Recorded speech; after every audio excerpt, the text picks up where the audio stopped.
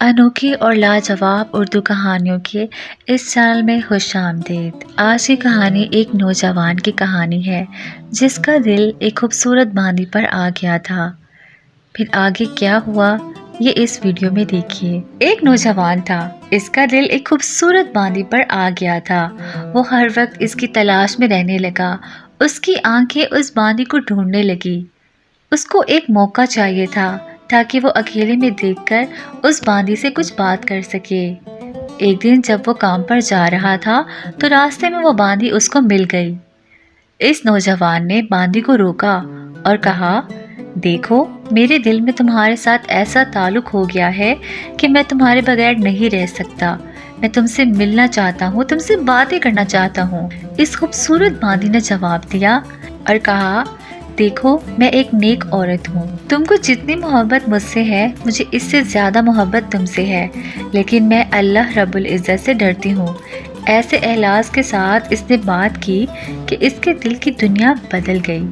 سوچنے لگا کہ اس حرام محبت کو چھوڑوں اور چلو علم حاصل کروں، نیکی اور تقوی والی زندگی گزاروں۔ چنانچہ جس بستی میں جدھر علماء رہتے تھے وہ وہاں جانے لگا۔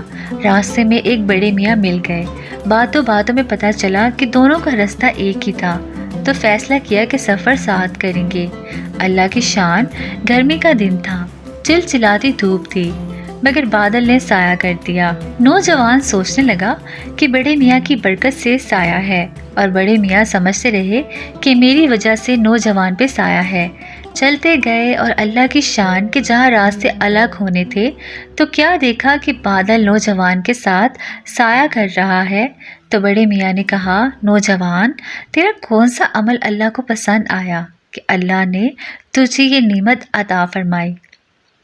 نوجوان نے کچھ دیر سوچا اور پھر اس نے کہا، میں تو گناہ گار ہوں اور توبہ کی نیت سے چل پڑا ہوں، لیکن میرا اللہ کتنا قدرداں، کتنا مہربان ہے کہ اس سے مجھے آخرت کی گرمی سے بچانا تو تھا ہی، توبہ کی برکت سے دنیا کی گرمی سے بھی مجھے بچانے کا انتظام کر دیا۔